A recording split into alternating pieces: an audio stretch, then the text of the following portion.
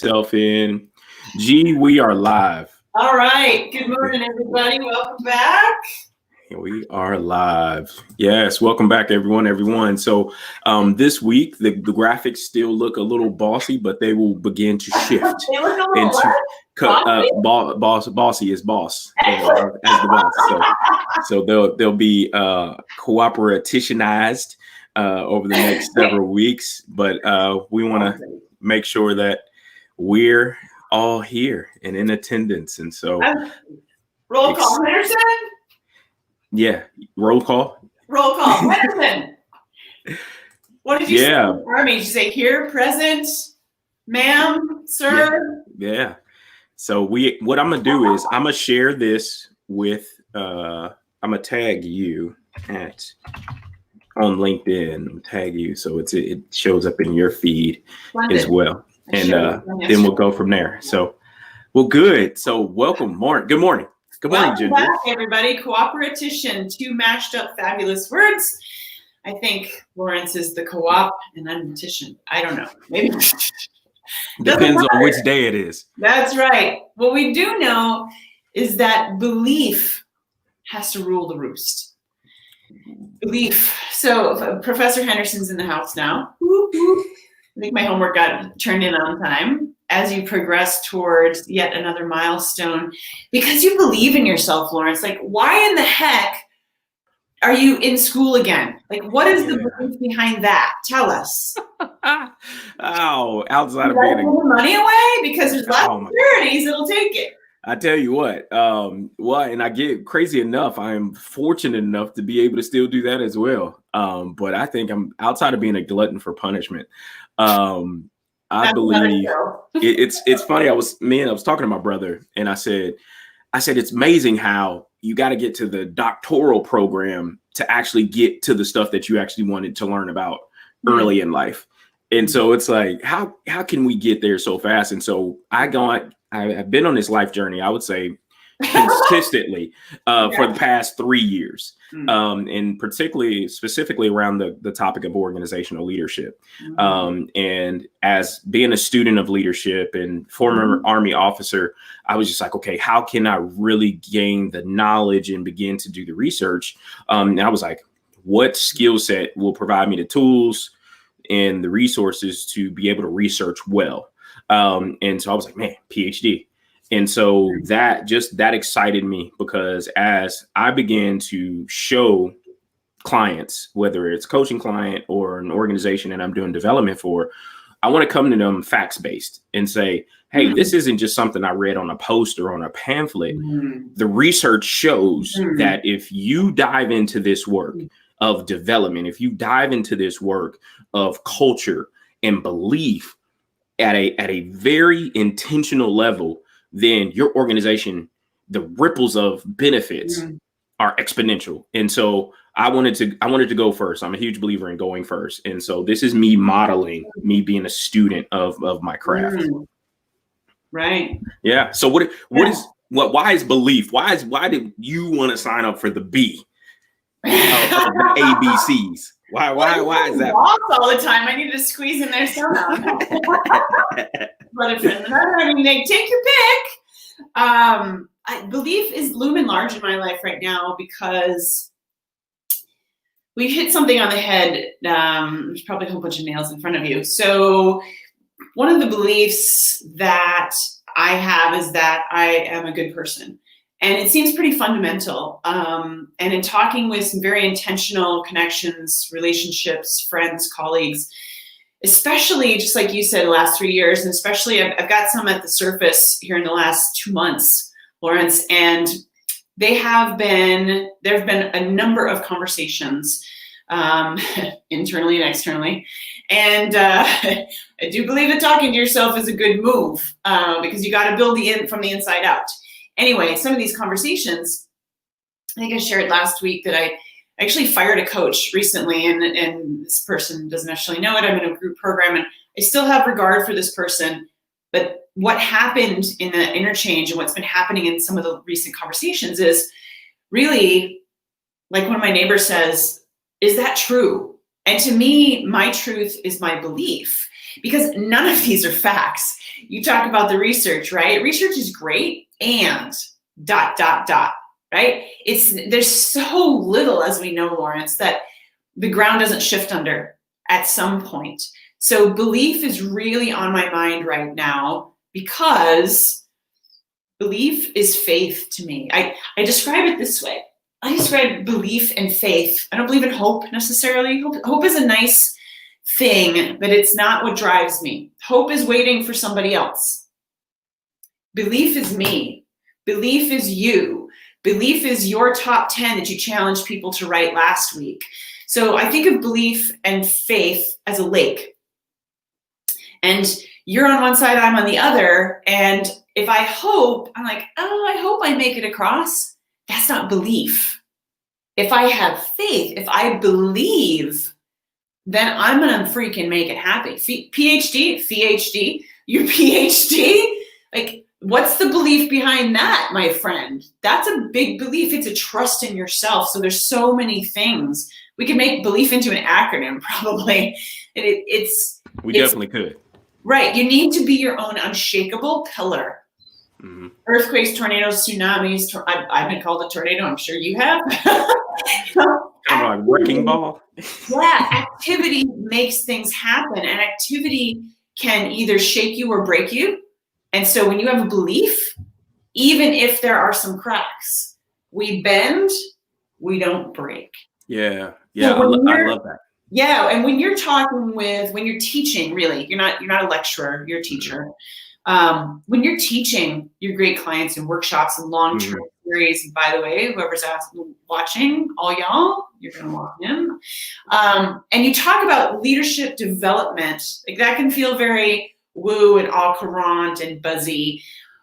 Inside out, culture, unpack that a little bit more, Lawrence. How do you, like, if you're in a company, if you're leading a company right now, how do you examine that without just trying to pour some new sauce on it? Yeah. So one of the things I do, and this is all free. It's all free. I don't do anything that is mind blowing and just astronomically is going earth shattering, groundbreaking. One of the things I ask for is the organization's documents. Meaning their statement of philosophies, their mission statements, their core value statements, if they have them. And then I track down and I go through the exercise with them of, like you said, what's true for the person, and then ask, how's it connected to the organization's language and documents? And so what I end up finding is that they've been missing each other. And so what I personally say is true for me, I have compartmentalized that. And the employee of me is doing something else, and not necessarily in violation of anything. It's just scaled to an extent. And it goes to something me and you talked about, is about the best friend at work, right? Like, why do people stay with an organization?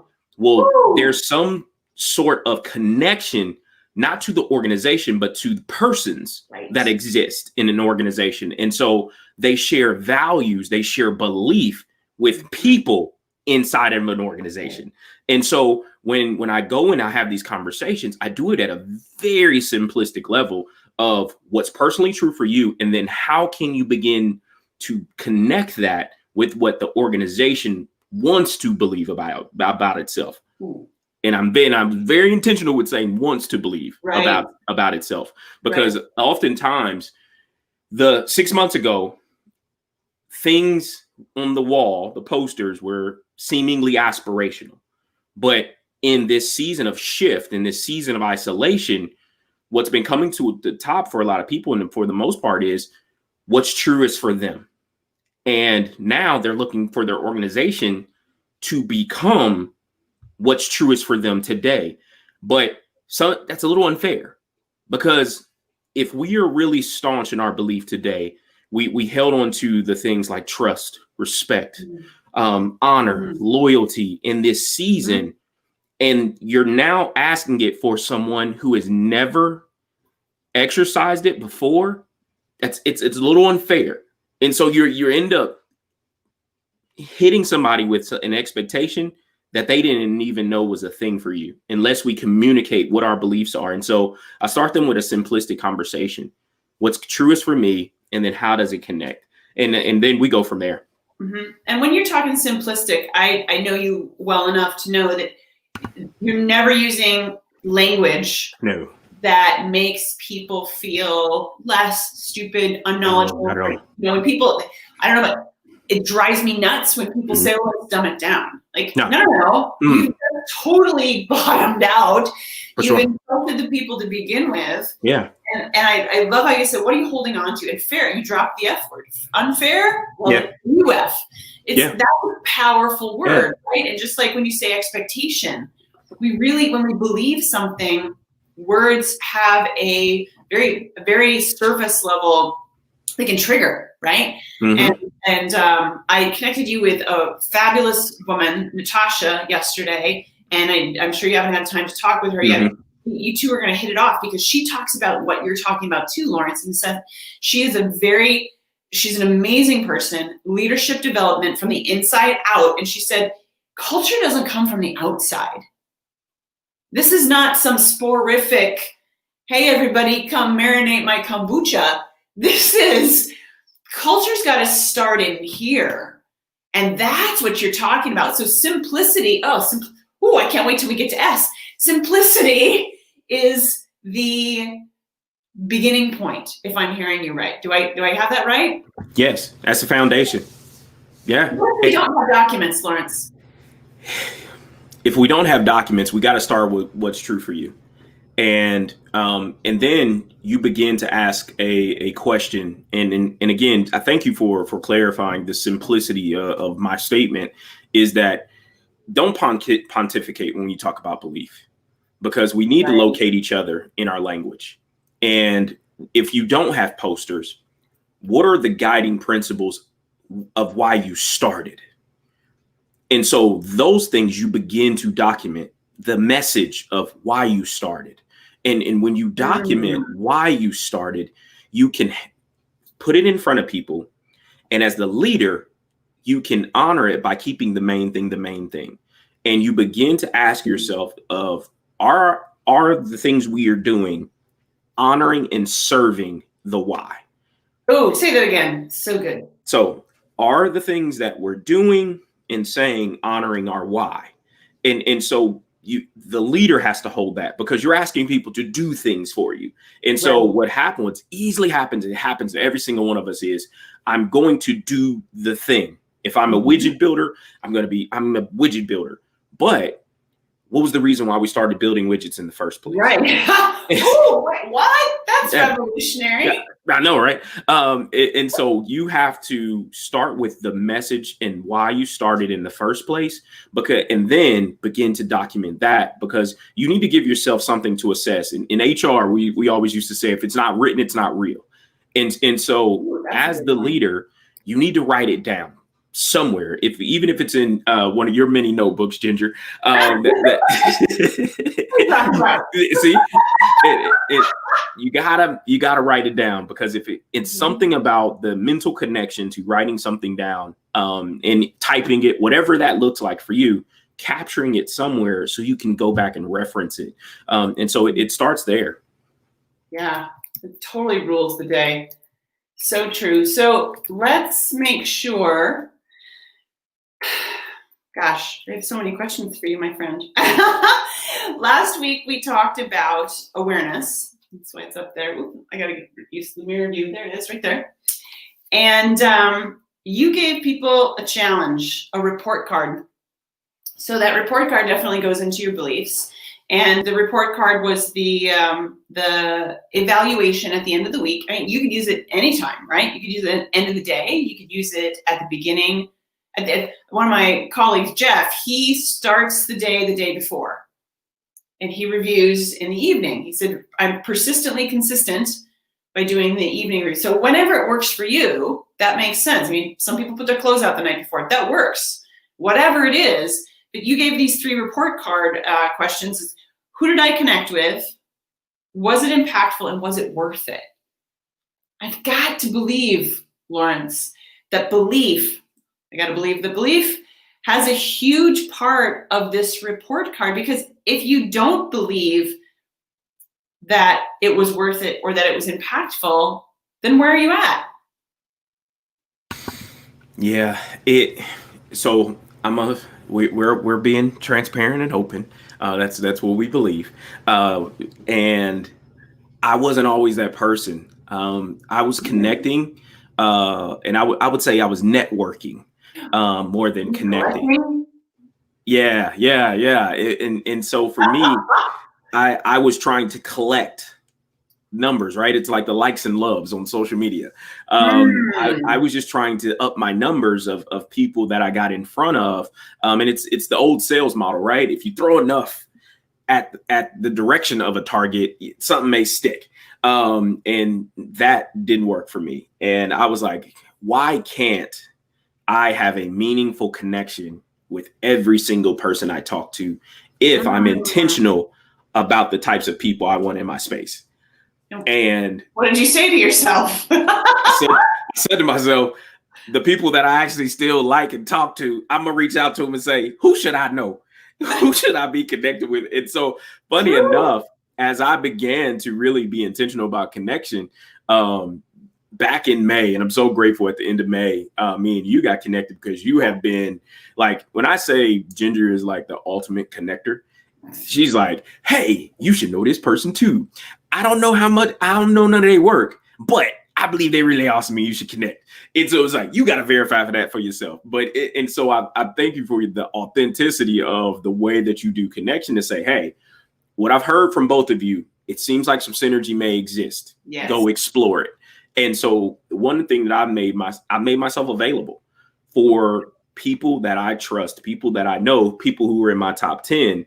If one of the people in my top 10 say, I need to meet somebody, unequivocally, I'm going to meet that person. Right. Without hesitation, I'm going to meet that person. Right. It's because of the relationship with the top 10 people I trust.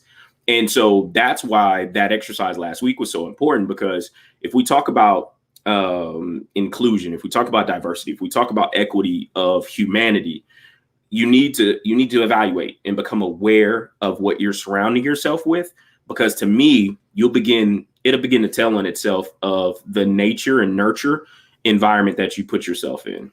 Absolutely. Wow. Yeah. Whew. Okay. I think I just blew a what do you call it? Not a gasket, but a fuse.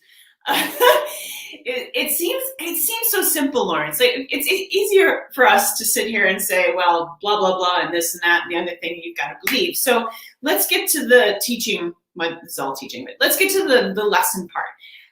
One thing, last week we unloaded on people, which a lot of people can take, and I'm like, ooh, let's give them one nugget. So when we're thinking in belief, what do we want to share today? You give one nugget and I give one nugget of how to really pay attention to your belief, exercise your belief. And that is both additive and subtractive, just like you were talking. Doing the networking. That's why I don't use the word, because it just feels so collecting oriented. And you got a whole bunch. Now what do I do? Kind of put yourself in that spot. You keep throwing stuff at the target. Pretty soon the target isn't real happy either. And is it even the right target? What's the lesson you want to give around belief today, Lawrence? Yeah, one thing that I would tell people, and it's actually an exercise. It goes to identification, and it's a connection between awareness and why you react to things, and it particularly in relationships. And so, tell it in story form. So yesterday, me and my wife were having a conversation, and she said something that triggered me, and in the moment, we react or we get emotional, but then later in the day, it was like, why was that a thing? It was like, why was that a thing?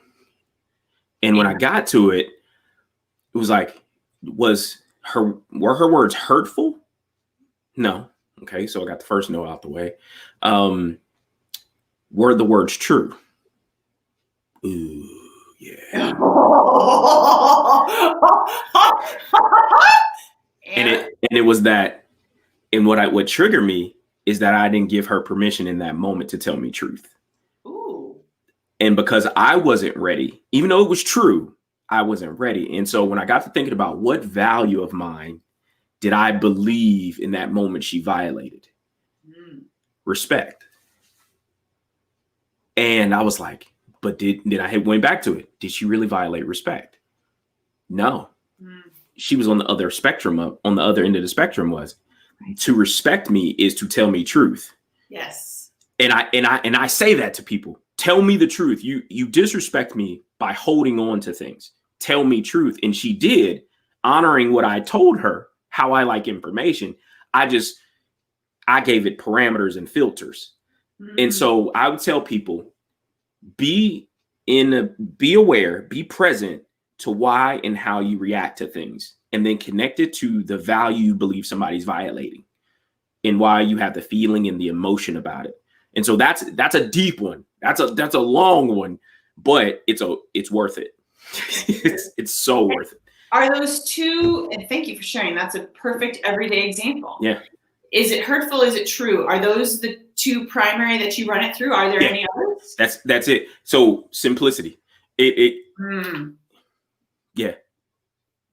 And you got to run it as simple form, because we adults are super intelligent, and we're super intelligent. And the more you try to analyze something, I know, right? Don't hit the screen. I'm sorry. I couldn't even look at the screen when I said, but you have to put it through a simple filter or you'll analyze it to death. And that's generally what we do. And then it sends us down this spiral and be like, look, they have no awareness of how something affected you, unless you then have a follow-on conversation, say, hey, being curious, what did you mean when you said that to me? Because again, to assume people know you, people know your beliefs, if they haven't been told, or you've been actually violating them, so they don't know what to get from you. You have to begin to locate what's true for you. And so, yeah, those two little simple filters. I love that. I think that should be the lesson standalone this week, because filter is a simple thing. Yeah. Filter is the colander, it's the sieve, it's the micro, whatever, and you can continue to graduate that filtration. At the same time, you get to a level where it comes out really homogenized or anemic, because everything has been pulled from you. Good for your fine wife for having enough respect for you to do that, and she knows this. She knows you well, and it's interesting too. The trigger that we choose to react to. And I completely feel you on that one, because like, oh, why did that just set me off? Why did I choose to be set off? What is it about that? So I think that's great. The relationship, I'm writing it in many notebooks. Relationship of awareness plus belief is that filter, that first phase of filtering or of analyzing and so forth. So that's fantastic. So that's the lesson today, y'all. When you are looking at yourself and development, leadership development, culture, we've put in a lot as usual. And when you feel challenged, ask yourself a couple of quick questions. Was it hurtful? Was it the truth? Another one that I really liked that you said earlier, Lawrence, was, what are you holding on to? To me, that's absolutely, like, that's the basket that's holding these two other things. Because if it's not the right stuff, if it's not the right activity, if it's not the right trigger, if it's not the right fill in the blank, then there's probably something else out there that is, or at least if it's not, just like I write in my book, The Connectivity Canon, give yourself the permission slip to let it go. Don't look for a replacement necessarily right away. Give yourself that exploration, wide open horizon. Like, okay, well, I know it's not that, so I'm open. So fabulous lesson. What are you holding on to? There's that basket. I'm going to start bringing props into the studio, and I'm not going to know what you give me though. So I'm having to be one of those like sound companies that has all these noises. Exactly. So we're gonna tee it up, and I'm just talking, Right. just alley-oop you some stuff. We should get some mugs here pretty soon, though. So Definitely. We're gonna be sipping and staying hydrated to be the boss, be the connector, and so forth. What else do you want to share with people in the last couple of minutes, Lawrence? What's coming up that you really want people to know about? Yeah, what's coming up is continue to, we came in a little early this week due to some schedule conflicts with us, but just make sure you continue to share, like, love, connect with me and Ginger, because we want to provide impact. We want to share. Again, we don't want people to believe that anything we say is end all be all. We know there are some awesome people out there, and definitely some awesome people connecting this morning as we talk about last week awareness, this week belief, and then next week we're going to talk about a C that I'm going to be tossing alley-oops to Ginger on, and we'll roll out some things for you each week. So make sure you continue. If there are topics that you want to have thrown out there, if you want to have, if you want to jump on with us, we'll filter you. We'll make sure you pass the litmus test of the ultimate cooperation filter, and then we'll go from there. But if you believe you have a message, if you believe in what you do on a daily basis, that is what speaks true for us. So look out for any coaching ventures. Ginger has an awesome Connect the Juice program. I mean, she's going live all the time with Lisa Pizik, another awesome person, and we're just doing some really great things. So continue to engage, continue to connect in a very authentic way, and go out on a limb every now and again, stretch yourself and meet somebody new. Look at your LinkedIn profile and see when the last time you actually connected with folks. That's one thing we're constantly doing, is auditing our connections, because we want to make sure we're providing impact to our networks in our communities. So what are some things, Ginger, that you have coming up? Because I know it's a lot. I know your calendar is packed. Just like yours. Being productive instead of busy, that's the focus. So that means you filter truly what's in, what's not, what waits, what's waved goodbye. We, of course, have the Academy of Boss Connectors coming up. That's in formulation. Will probably keep you in the loop and keep teasing you for a little while here. The idea is to help and support and teach people who want to really be the best boss of their life, be in command fully and totally, by the fundamental of connection with so many things.